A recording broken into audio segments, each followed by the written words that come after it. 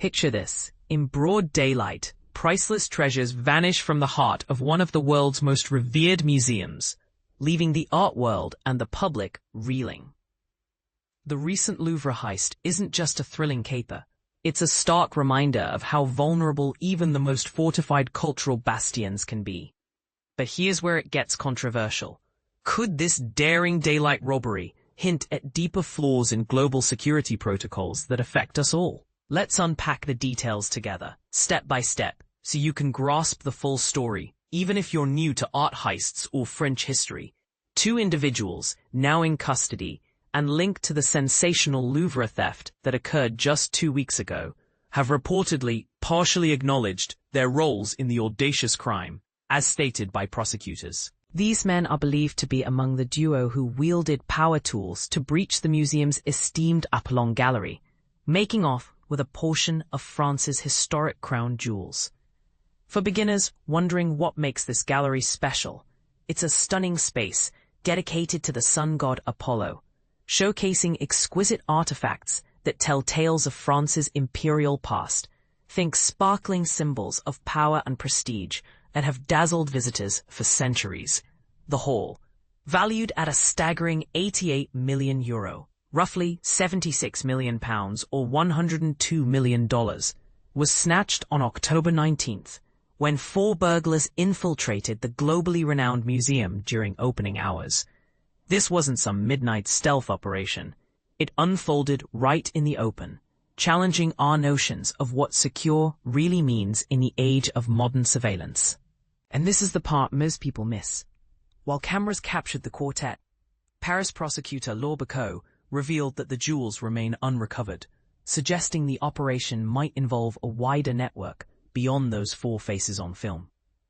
The suspects, both in their 30s and with prior criminal backgrounds, were pinpointed through DNA evidence gathered during the investigation, Becourt explained. One was apprehended attempting to flee on a one-way flight to Algeria, yet the other showed no signs of planning an international getaway, contrary to some early media buzz. Importantly, there's no current proof that this was an insider job, ruling out any museum staff as accomplices. But Becourt cautioned that more individuals could be implicated, including potential recipients waiting to fence the stolen gems, raising eyebrows about how organized crime syndicates operate in plain sight. In a hopeful note amid the tension, Becourt expressed optimism that the treasures could still be retrieved and returned to the Louvre, and by extension, to the French people who cherish them as national heritage.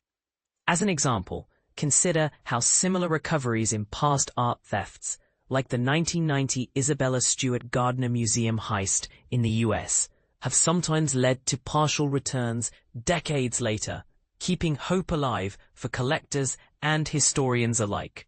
Tragically, one item, a crown once worn by Empress Eugenie, the elegant wife of Napoleon III, was discarded by the fleeing thieves. The extent of damage to this historic piece is still under evaluation, underscoring the reckless disregard for irreplaceable artifacts. On the day of the arrests, Becourt voiced frustration over premature disclosures of case details, which she said obstructed recovery efforts and the hunt for the culprits. A bold statement that sparks debate. Should media outlets prioritize sensationalism over aiding justice?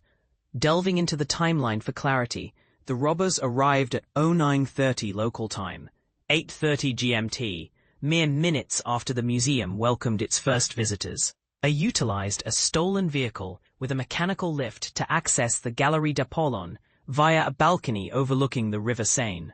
Inside, they employed a disc cutter to shatter the protective display cases holding the jewelry, spending just 4 minutes on site before escaping on waiting scooters at 0938. They then switched to cars, speeding eastward. Remarkably, no one was threatened or harmed during the raid, which might surprise those expecting typical Hollywood-style confrontations. In response, security has been ramped up across France's cultural landmarks.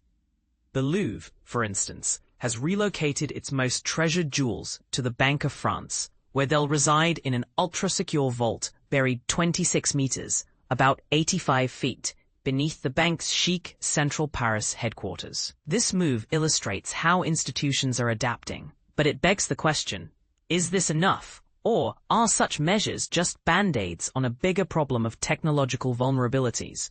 So, what do you think? Was this heist a symptom of inadequate museum defenses that everyone overlooks until it's too late? Or could it be the tip of an iceberg involving international smuggling rings? Do you believe the jewels will ever resurface, or is this a loss we'll mourn for generations? Share your thoughts in the comments. Do you agree with the prosecutor's call for media restraint, or disagree? Let's discuss.